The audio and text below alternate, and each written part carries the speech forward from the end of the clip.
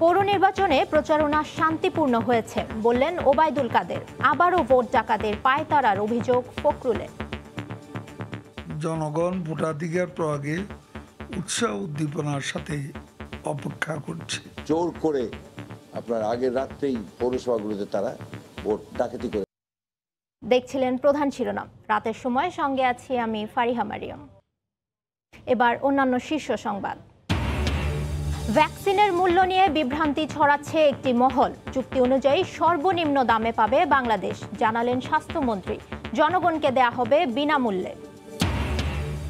পরীক্ষার ফল পাল্টে দেওয়ার কথা বলে ফেসবুকে প্রতারণা, লোভে পড়ে টাকা খোয়ালেন শতাধিক শিক্ষার্থী, কিশোর গ্রেফতার। রোহিঙ্গা স্থানান্তর শুরু হওয়ায় বিদেশি সংস্থার কর্মকর্তাদের জন্য ভাসানচরে 5 তারা মানের ভবন নির্মাণের উদ্যোগ। থাকছে সব সুযোগ সুবিধা, কাজ শুরু চলতি বছরই।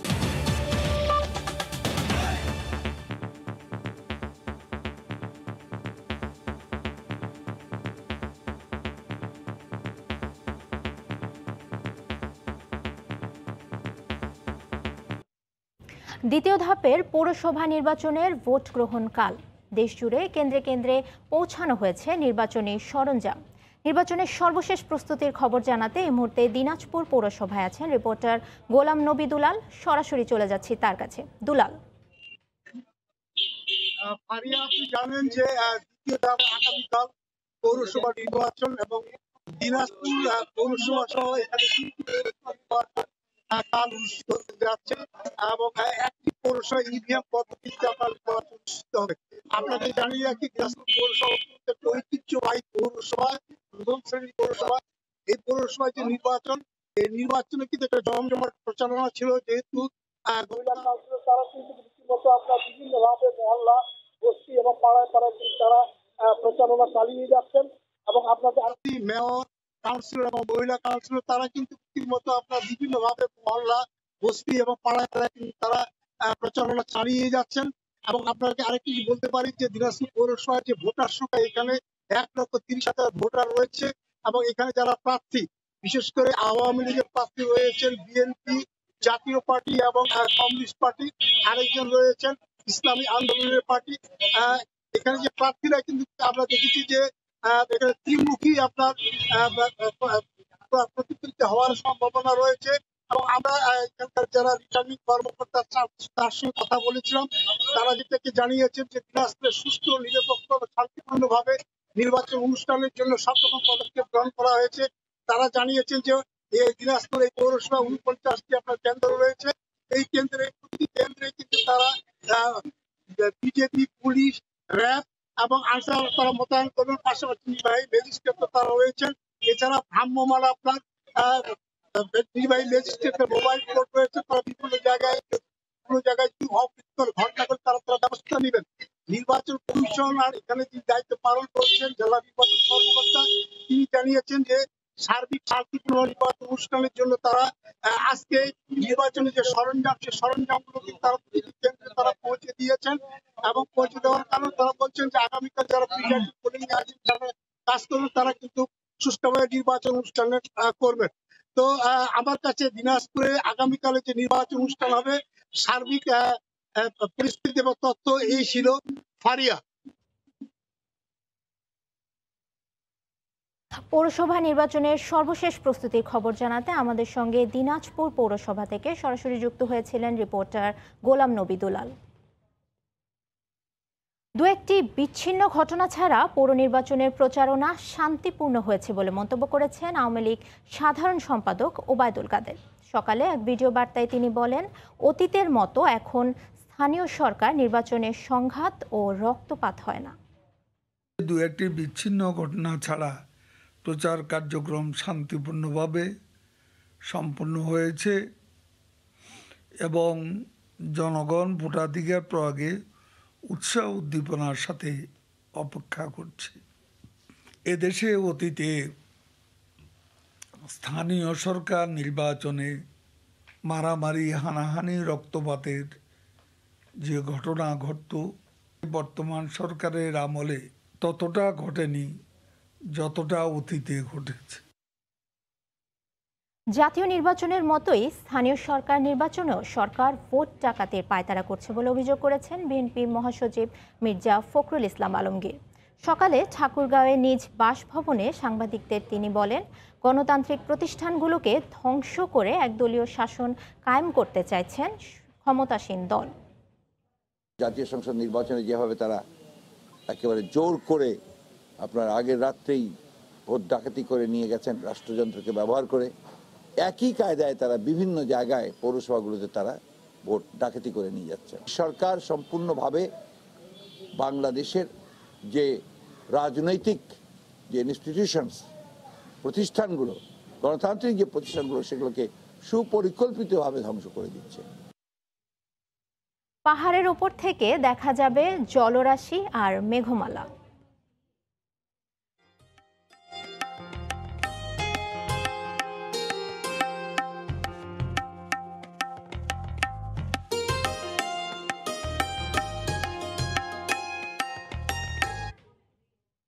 রাঙামাটিতে বিনোদনে বাড়তি মাত্রা দিতে প্রস্তুত পলওয়ে পার্ক।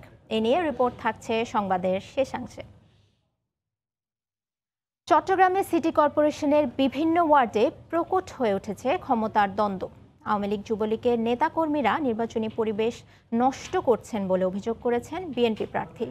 অন্যদিকে সমালোচনা না করে দলটিকে ইতিবাচক রাজনীতির আহ্বান জানিয়েছেন আওয়ামী লীগের প্রার্থী পার্থপ্রতিম বিশ্বাসের রিপোর্ট। দিন যত যাচ্ছে ততই জমে উঠছে নির্বাচনী প্রচারণা। পোস্টারে পোস্টারে ছেয়ে গেছে শহরের অলিগলি।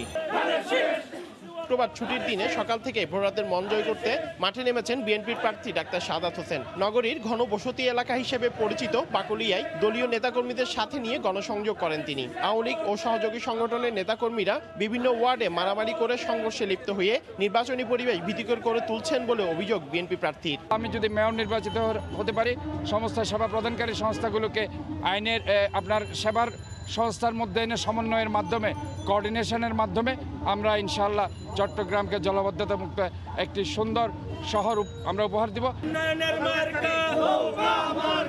অন্যদিকে আওয়ামী লীগের প্রার্থী রেজাউল করিম চৌধুরী প্রথমে উঠান বৈঠক, পরে উচ্চমুখর পরিবেশে দলীয় নেতাকর্মীদের সাথে নিয়ে নগরীর বদ্দারহাট চাঁদগাঁও এলাকায় প্রচারণা চালান তিনি। নেতিবাচক রাজনীতি পরিহার করে বিএনপি প্রার্থীকে ইতিবাচক রাজনীতিতে ফিরে আসার আহ্বান জানিয়েছেন রেজাউল করিম। মেয়র নির্বাচিত হলে আমি এটা কথা দিলাম চট্টগ্রামবাসীকে, যে কোনো মূল্যে শতভাগ না পারল মাদক এবং সন্ত্রাসকে আমি সাধারণ লোককে সাথে নিয়ে এর বিরুদ্ধে প্রতিরোধ সৃষ্টি করে আমি নির্মূল করব। চট্টগ্রাম সিটি কর্পোরেশন নির্বাচনে ভোটার সংখ্যা 19 লাখ, নতুন ভোটার হয়েছে 85,000। নানা সমস্যায় জর্জরিত বন্দরনগরী। সেক্ষেত্রে যে প্রার্থী নির্বাচিত হোক, অগ্রাধিকার ভিত্তিতে প্রাধান্য দিয়ে চট্টগ্রামের সমস্যাগুলো সমাধান করবে এর প্রত্যাশা সকলের। চট্টগ্রামের বদ্দারহাট থেকে পার্থপ্রতিম বিশ্বাস, সময় সংবাদ। রাতের সময় আরও থাকছে অমর একুশে গ্রন্থ মেলা নিয়ে এখনও কাটেনি অনিশ্চয়তা। বই ছাপানো নিয়ে দোদুল্যমান অবস্থা প্রকাশক, হতাশ লেখকরাও। বহুল প্রতীক্ষিত করোনা ভ্যাকসিন পাওয়ার আগ মুহূর্তে শুরু হয়েছে দাম নিয়ে অপপ্রচার। স্বাস্থ্যমন্ত্রী বলেছেন, চুক্তি অনুযায়ী ভারতের চেয়ে দাম 1 পয়সাও বেশি পড়বে না, তবে সরকারিভাবে বিনামূল্যেই জনগণকে ভ্যাকসিন দেওয়া হবে। এদিকে আগামী সপ্তাহের মধ্যেই বেসরকারিভাবে ভ্যাকসিন আমদানিতে অনুমোদন দেওয়ার কথা জানিয়েছে স্বাস্থ্য মন্ত্রণালয়। সেক্ষেত্রে নিয়ম মেনেই দাম ঠিক করবে ওষুধ প্রশাসন অধিদপ্তর। দেশে করোনার ভ্যাকসিন আসতে বাকি 1 সপ্তাহেরও কম সময়। তবে ভ্যাকসিন আসার আগেই বিভিন্ন মাধ্যমে শুরু হয়েছে এর দাম নিয়ে নানা অপপ্রচার। তথ্য বলছে 130 কোটি জনসংখ্যার দেশ ভারত প্রথম 10 কোটি ডোজ ভ্যাকসিন যে দামে পাবে, 16 কোটির বাংলাদেশও ঠিক একই দামে পাবে প্রথম 3 কোটি ডোজ। এক্ষেত্রে জনসংখ্যার অনুপাতেও এগিয়ে আছে বাংলাদেশ।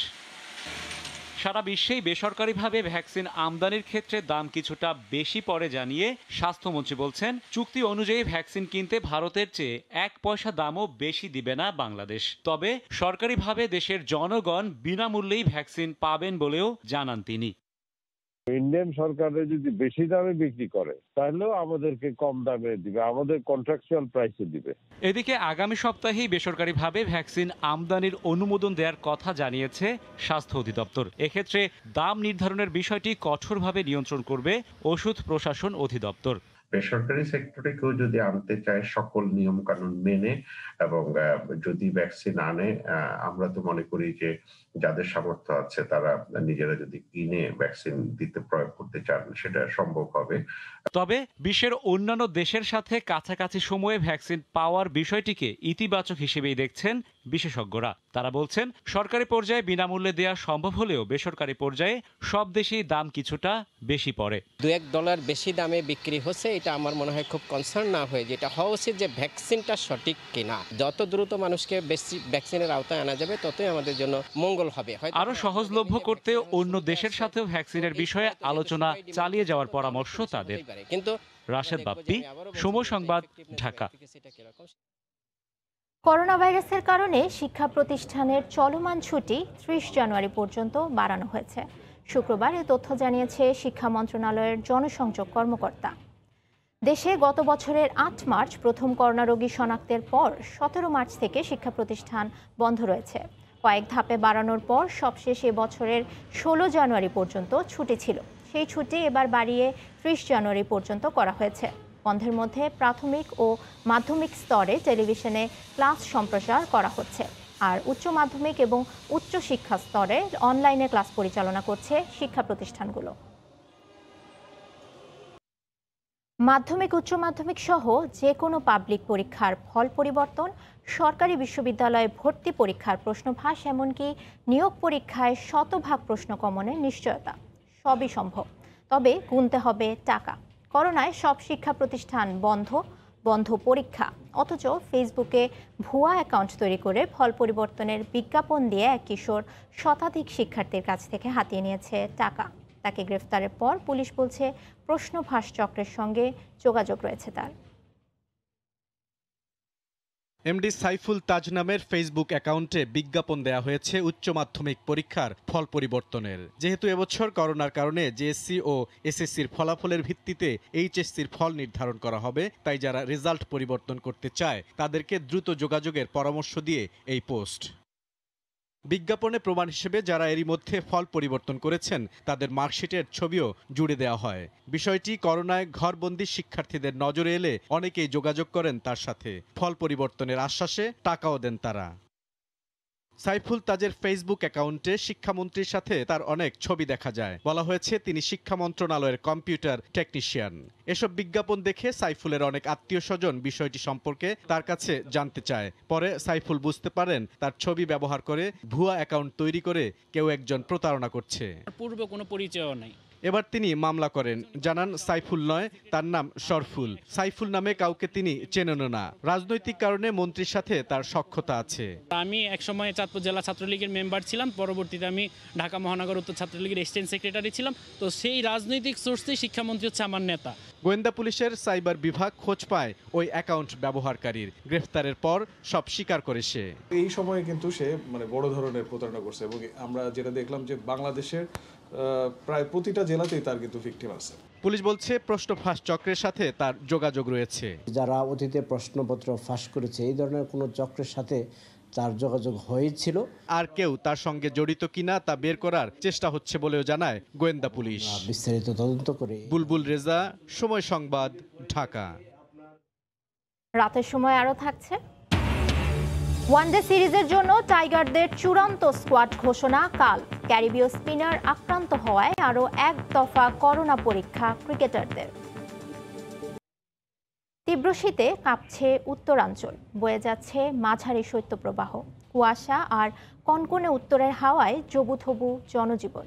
নওগাঁয় আজ সর্বনিম্ন তাপমাত্রা রেকর্ড করা হয়েছে 6.5 ডিগ্রি সেলসিয়াসে। তারিকুল ইসলামের ক্যামেরায় রতন সরকারের রিপোর্ট। কুয়াশা ঢাকা ভোর, কনকনে উত্তরে হাওয়ার সকাল। বেলা গড়ালেও মেঘের গ্রহণে ঢাকা দিনমণি সূর্য, তাই একটু উত্তাপের আশায় আগুনের কুণ্ডলের আঁচে গা মেলে ধরা। ঠান্ডার জন্য বের হওয়া যাচ্ছে না, হাত বেড়ায় না, কাজও করতে পারি না, খাইতেও পারি না ঠান্ডার জন্য। লেপ কম্বলের আদুরে দুনিয়ার মানুষ যখন স্বস্তির ঘুমে, তখন অস্থিতে কাঁপন ধরানো কনকনে হাওয়া উপেক্ষা করে পথে নামে পথের মানুষ। ঠান্ডা একটু আজকে বেশি, গত 2 দিন থেকে ঠান্ডা একটু হচ্ছে, বাতাস হচ্ছে একটু, মাঘের প্রথমে প্রায় ওই জন্যই ঠান্ডা হচ্ছে বেশি। অনেক সময় দেখা গেল যে কাপড়েও কুলায় না, যতই কাপড় পরি না কেন, মানে এরকম ঠান্ডা যে আসলে কাপড় পরেও থাকা মুশকিল। আগের বছর শীতটা আসলো, এবার একটু বেশি করতে আছে, আর আমাদের ঠান্ডাতে গাওড়া কাঁপে, এবার কাপড় চোপড় নাই। আবহাওয়া অফিস বলছে উত্তরাঞ্চলের উপর দিয়ে বয়ে যাওয়া মাঝারি শৈত্যপ্রবাহ থাকবে আরও কয়েকদিন। শঙ্কা আছে তাপমাত্রা আরও নেমে যাওয়ার। শুক্রবার সকালে জেলার গড় তাপমাত্রা 8 ডিগ্রি সেলসিয়াস রেকর্ড করা হয়েছে। রতন সরকার, সময় সংবাদ, রংপুর। দীর্ঘ 1 বছর পর রংপুরে বেগম রোকেয়া বিশ্ববিদ্যালয়ে উপাচার্য অধ্যাপক নাজমুল হাসান কলিমুল্লাহ ক্যাম্পাসে আসার পর চাঞ্চল্য সৃষ্টি হয়েছে। তবে দীর্ঘ সময় অবস্থান করেও উপাচার্যের দেখা না পেয়ে বিক্ষোভ করেন শিক্ষক কর্মকর্তা এবং কর্মচারীরা। আন্দোলনকারীরা জানান, শুক্রবার সকাল 9টার দিকে গোপনে ক্যাম্পাসের বাংলোতে আসেন উপাচার্য নাজমুল হাসান কলিমুল্লাহ। বিষয়টি টের পেয়ে বাংলোর সামনে অবস্থান নেন ভিসি বিরোধী শিক্ষক কর্মকর্তা কর্মচারীরা। এ সময় ক্যাম্পাসের নানা সমস্যা নিয়ে কথা বলতে চাইলে সাড়া দেননি ভিসি। পরে ক্ষিপ্ত হয়ে সেখানেই 3 ঘন্টা অবস্থান নেন আন্দোলনকারীরা। গত কয়েকদিন ধরেই নিয়োগ বাতিল, লিয়াজো অফিস বন্ধ সহ বিভিন্ন দাবিতে উপাচার্যের বিরুদ্ধে আন্দোলন করে আসছিলেন শিক্ষক কর্মকর্তা কর্মচারীরা।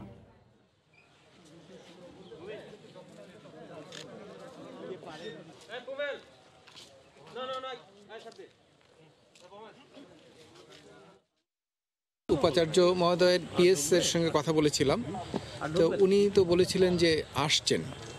আমরা তখন বলেছিলাম যে আমাদেরকে একটু সময় দেওয়া হোক। তখন পিএস বলেছিলেন যে আচ্ছা আমি স্যারের সাথে কথা বলে সময় জানাবো। উনি সময় জানাননি। এখন উনি জানালেন যে না, উনি এসেছিলেন এবং চলে গেছে। অমর একুশে বইমেলা নিয়ে এখনও কাটেনি অনিশ্চয়তা। বাংলা একাডেমি খোলাসা করে জানায়নি কিছুই। বই ছাপা নিয়েও সিদ্ধান্তহীনতায় আছেন প্রকাশক। তানজিলা খান মিমের রিপোর্ট।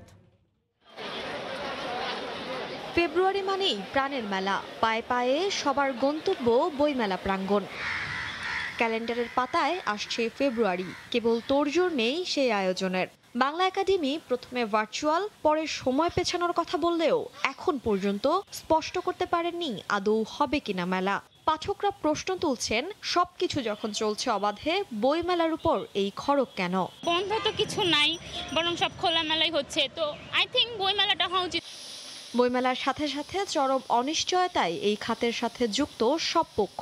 প্রস্তুতি প্রায় শেষ পর্যায়ে নিয়ে এলাম, কিন্তু দেখা গেল বইমেলাটি হচ্ছে না। তখন কিন্তু প্রকাশকদের ক্ষতির পরিমাণটা বেড়ে যাবে। লেখকদের দাবি খুব দ্রুতই বই আয়োজনের তারিখ জানানো হোক, স্বাস্থ্যবিধি মেনেই হোক বইমেলা।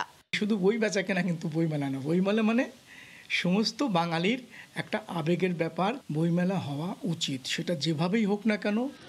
মেলা হবে কি হবে না এই দোটানা যখন সবাই, আয়োজক প্রতিষ্ঠানের মহাপরিচালক তখন জানালেন বইমেলা বাতিলের সিদ্ধান্ত হয়নি।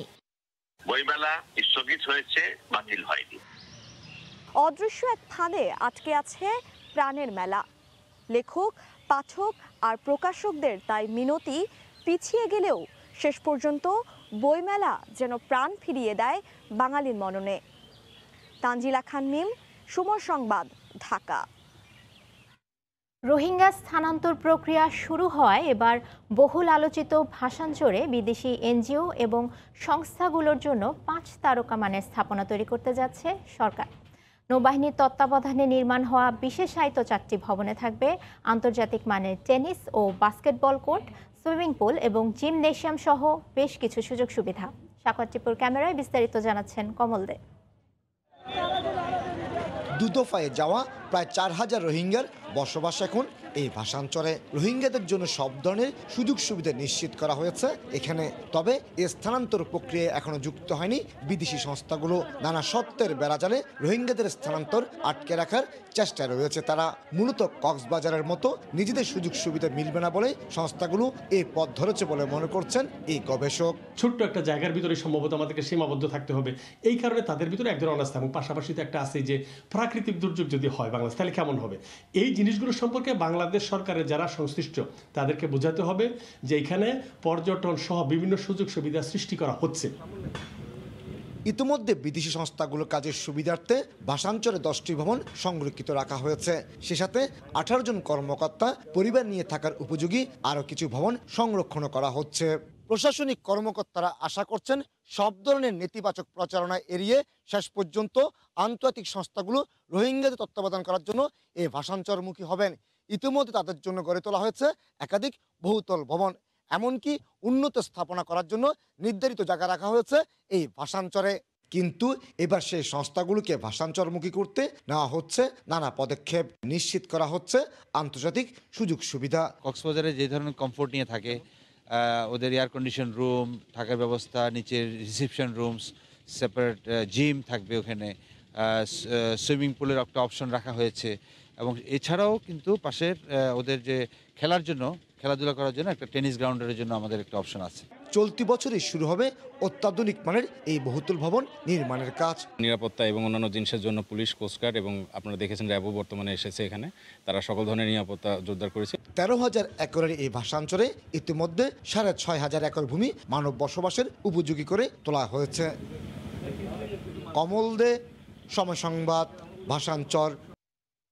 যুক্তরাজ্যে ভ্যাকসিন কার্যক্রম চললেও লাগাম টানা যাচ্ছে না করোনা সংক্রমণের।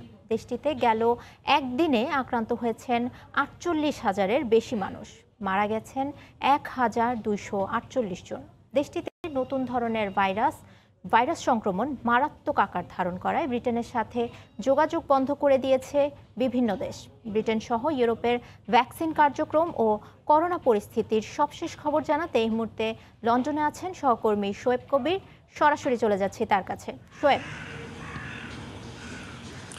ফারিয়া, সবশেষ যে সংবাদটি জানা যাচ্ছে যে ব্রাজিলে নতুন করোনা ভাইরাসের যে স্ট্রেন যেটি শনাক্ত হয়েছে সেটি কিন্তু ব্রিটেনও শনাক্ত হয়েছে। কিছুক্ষণ পরে ব্রিটিশ প্রধানমন্ত্রী বরিস জনসন তিনি একটি আনুষ্ঠানিকভাবে সাংবাদিক সম্মেলন করবেন, সেই সময় হয়তো আমরা আরও বিস্তারিত আমরা জানতে পারবো। আপনি ঠিক যেমনটি বলেছিলেন যে নতুন করোনা ভাইরাসের দ্বিতীয় দফার যে ভয়াল থাবায়, এই ভয়াল থাবায় অনেকটাই লন্ডভন্ড কিংবা নাকানি চুপে উপরে দুটোই বলা যায় ব্রিটেনবাসী হয়তো আগে কখনো ভাবেনি যে এই ধরনের অবস্থার মুখোমুখি হতে হবে, এবং সবচেয়ে বেশি ভুক্তভোগী কিন্তু লন্ডনবাসী। আমরা সরকারি এক তথ্য মতো আমরা জেনেছি যে লন্ডনের 36% লন্ডনবাসী ইতিমধ্যে করোনা ভাইরাসে আক্রান্ত হয়েছেন। আর সবচেয়ে ভয়াবহ যে অবস্থাটি হয়েছে যে লন্ডনের যেসব হাসপাতালগুলো রয়েছে সেসব হাসপাতালে রোগীদের সংখ্যা ক্রমান্বয়ে সবসময় বাড়ছে। পুরো ব্রিটেন জুড়ে গতকালকে নতুন করোনা ভাইরাসে আক্রান্ত হয়ে ভর্তি হয়েছেন 4,256, এবং এই সপ্তাহে করোনা ভাইরাসের রোগীর সংখ্যা গত সপ্তাহের চেয়ে 35% বেশি। আর আমরা যদি গত মাসের তুলনায় যদি আমরা ধরি সেটি প্রায় দ্বিগুণের চেয়েও বেশি। আর সবচেয়ে ভয়াবহ যে বিষয়টি হচ্ছে লন্ডনে যেসব হাসপাতাল রয়েছে সেগুলো রোগীর চাপ সামাল দিতে গিয়ে এখানকার ইন্টেন্সিভ কেয়ার যে বেড রয়েছে সেগুলো অবস্থা সেগুলো কিন্তু নেই, এবং সেটি না হওয়ার কারণে রোগীদেরকে লন্ডন থেকে প্রায় 300 মাইল যে শহর রয়েছে নিউক্যাসল, বার্মিংহাম সহ বিভিন্ন শহরে পাঠানো হচ্ছে। আর একটা বিষয় জানিয়ে রাখা দরকার যে পূর্ব লন্ডনে বাংলাদেশি অধ্যুষিত টাওয়ার হ্যামলেটস এলাকায় কিন্তু এই সংক্রমণের হার অনেকটা বেশি, এবং ইতিমধ্যে আমরা জানতে পেরেছি যে অনেক বাংলাদেশি মারা যাচ্ছেন এবং বাংলাদেশি পরিবারগুলো কিন্তু পুরো পরিবার করোনা ভাইরাসে আক্রান্ত হচ্ছেন। আর সবচেয়ে বেশি যে সমস্যাটি হয়ে দাঁড়িয়েছে ব্রিটিশ সরকারের কারণে, কয়েকদিন আগে আপনি জানেন যে ব্রিটেন ইউরোপ থেকে পুরোপুরি বিচ্ছিন্ন হয়ে গেছে, এবং বিচ্ছিন্ন হওয়ার পরও অর্থনৈতিক যে শক্তি ছিল সেটি কিন্তু নিম্নমুখী। আর সবশেষ আজ যে পরিসংখ্যান দিয়েছে এই পরিসংখ্যান অনুযায়ী গত এপ্রিল মাসের পরে অর্থনৈতিক যে সূচক সেই সূচকটা কিছুটা বাড়লো। নভেম্বরে আবার সেটি নিম্নমুখী। এখন দেখার বিষয় হয়েছে ব্রিটিশ সরকার অর্থনৈতিক শক্তির পাশাপাশি করোনার বিরুদ্ধে লড়াই করতে গিয়ে কতটুকু আগের অবস্থায় ফিরিয়ে আনতে পারে ব্রিটেনকে। এই ছিল ব্রিটেন থেকে সবশেষ। ব্রিটেন সহ ইউরোপের ভ্যাকসিন কার্যক্রম ও করোনা পরিস্থিতির সবশেষ খবর জানাতে লন্ডন থেকে আমাদের সঙ্গে সরাসরি যুক্ত হয়েছিলেন সহকর্মী শোয়েব কবির। করোনা মহামারীর কারণে নতুন মার্কিন প্রেসিডেন্ট জো বাইডেনের শপথ গ্রহণ অনুষ্ঠান হবে বিশেষ টেলিভিশন প্রোগ্রামে। নামি দামি তারকারা অংশ নেবেন এই অনুষ্ঠানে। গেল সপ্তাহে ক্যাপিটল হিলে হামলার ঘটনার পর হামলা ও সংঘাতের আশঙ্কায় জারি করা হয়েছে সর্বোচ্চ সতর্কতা। ওয়াশিংটন জুড়ে মোতায়েন করা হয়েছে 20,000 সশস্ত্র মার্কিন সেনা। ক্যালিফোর্নিয়া থেকে লস্কর আল মামুনের রিপোর্ট। বহুল প্রতীক্ষিত বাইডেন হ্যারিসের শপথের দিন সেলিব্রেটিং আমেরিকা শিরোনামে বিশেষ টিভি অনুষ্ঠান সম্প্রচার করার ঘোষণা দিয়েছে প্রেসিডেন্টের শপথ গ্রহণ অনুষ্ঠান কমিটি। বার্তা সংস্থা এপি জানিয়েছে, জো বাইডেনের শপথ গ্রহণ নিয়ে আয়োজিত বিশেষ এই টেলিভিশন অনুষ্ঠান উপস্থাপনা করবেন অস্কার বিজয়ী অভিনেতা টম হ্যাঙ্কস। 90 মিনিটের বিশেষ টিভি অনুষ্ঠানে পারফর্ম করবেন জাস্টিন টিম্বারলেক, জন বন জোভি, ডেমি লোভাটো ও অ্যান্ট ক্লেমস। স্থানীয় সময় 20 জানুয়ারি রাত 8:30টায় এবিসি, সিবিএস, সিএনএন, এনবিসি ও এমএসএনবিসিতে সরাসরি সম্প্রচার করা হবে অনুষ্ঠানটি।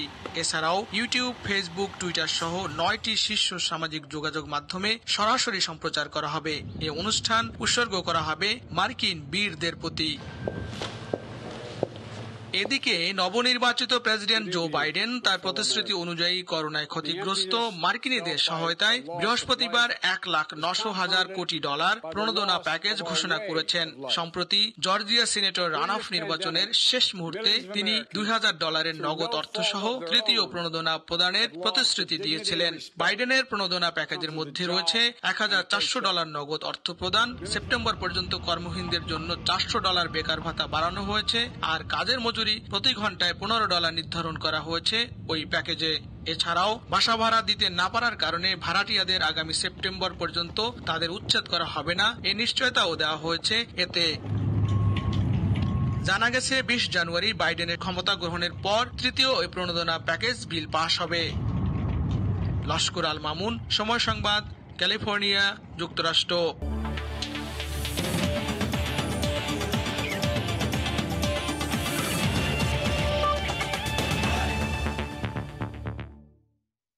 ওয়েস্ট ইন্ডিজের বিপক্ষে ওয়ানডে সিরিজের জন্য টাইগারদের চূড়ান্ত দল ঘোষণা কাল। এদিকে দ্বিতীয় পরীক্ষায় কোভিড-19 পজিটিভ এসেছে ক্যারিবিয়ানদের লেগ স্পিনার হেডেন ওয়ালেসের। নিয়ম মেনে তাকে আইসোলেশনে রাখা হয়েছে।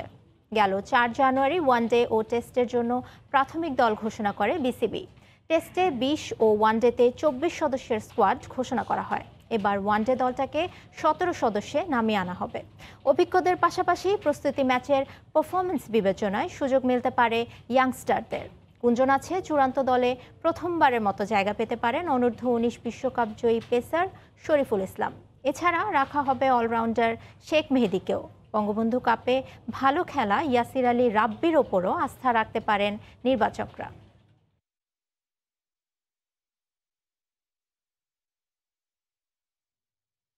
নৈসর্গিক রূপের অপরূপ ভান্ডার রাঙামাটি, তাই তো প্রকৃতি প্রেমীদের কাছে আকর্ষণীয় এক পর্যটন কেন্দ্র। এখানে বিনোদনে বাড়তি মাত্রা দিতে নতুন আঙ্গিকে প্রস্তুত করা হয়েছে পলওয়েল পার্ক। হেফাজত সবুজের তথ্য ও ছবি নিয়ে রিপোর্ট। প্রায় 2 যুগ আগে 1995 সালে শহরের ডিসি বাংলো পার্কের পাশে গড়ে তোলা হয় রাঙামাটি পলওয়ে পার্ক। সদ্যবিদায়ী রাঙামাটি জেলার পুলিশ সুপার আলমগীর কবিরের সৃজনশীল চিন্তাভাবনায় 2018 সাল থেকে বদলে যায় পুরো পার্কের অবয়ব। কৃত্রিম ঝর্ণা ও কলসি ঝর্ণা পেরিয়ে চোখ আটকে যাবে গ্রাম বাংলার ঐতিহ্যবাহী ঢেকি দেখে। পাহাড়ের ওপর থেকে দৃষ্টিকে ছড়িয়ে দেওয়া যায় জলরাশি থেকে মেঘমালা পর্যন্ত। এখানে lake view point, hill view point, ঝুলন্ত সেতু, লাভ পয়েন্ট, ক্যাফেটেরিয়া, আকর্ষণীয় বিভিন্ন রাইড, সুইমিং পুল ও হ্রদের ধারে আকর্ষণীয় কটেজ রয়েছে। পার্কটিতে রয়েছে বৈচিত্র্যময় দৃশ্য, অভিনব ও নান্দনিক নির্মাণশৈলী এটিকে দিয়েছে ভিন্ন মাত্রা। সেতু এবং বিভিন্ন স্ট্যাচু, আরও অনেক কিছু আমার খুব ভালো লেগেছে। এখানে আসলাম, আমার ফ্যামিলির মেম্বাররা সবাই খুবই ভালো লাগছে। কাপ্তাই লেকে নৌ দুর্ঘটনার শিকার আলাউদ্দিন রিমা দম্পতির ভালোবাসার প্রতি সম্মান জানিয়ে তৈরি করা হয় লাভ পয়েন্ট। ভালোবাসার মানুষের জন্য একটা তালা ঝুলিয়ে চাবিটাকে লেকে ফেলে দিতে পারেন। কর্তৃপক্ষের দাবি, পলওয়ে কটেজ ইতোমধ্যে রাঙামাটির সবচেয়ে সুন্দর কটেজ হিসেবে দেশ বিদেশে সুনাম অর্জন করেছে। এই পার্কের সব সিজনে এবং সব বয়সী পর্যটকদের জন্য প্রযোজ্য হবে এই ধরনের রাইডস এখানে আসবে। প্রথমে প্রতি টিকিট 2 টাকা থাকলেও এই পার্কটিতে বর্তমানে 30 টাকার টিকিটের বিনিময়ে সৌন্দর্য উপভোগের সুযোগ রয়েছে। সময় সংবাদ, রাঙামাটি। এ পর্যায়ে শীর্ষ সংবাদ জানিয়ে দিচ্ছি আরেকবার। ভ্যাকসিনের মূল্য নিয়ে বিভ্রান্তি ছড়াচ্ছে একটি মহল। চুক্তি অনুযায়ী সর্বনিম্ন দামে পাবে বাংলাদেশ, জানালেন স্বাস্থ্যমন্ত্রী। জনগণকে দেয়া হবে বিনামূল্যে। এই ছিল রাতের সময়, সঙ্গে থাকুন সময়।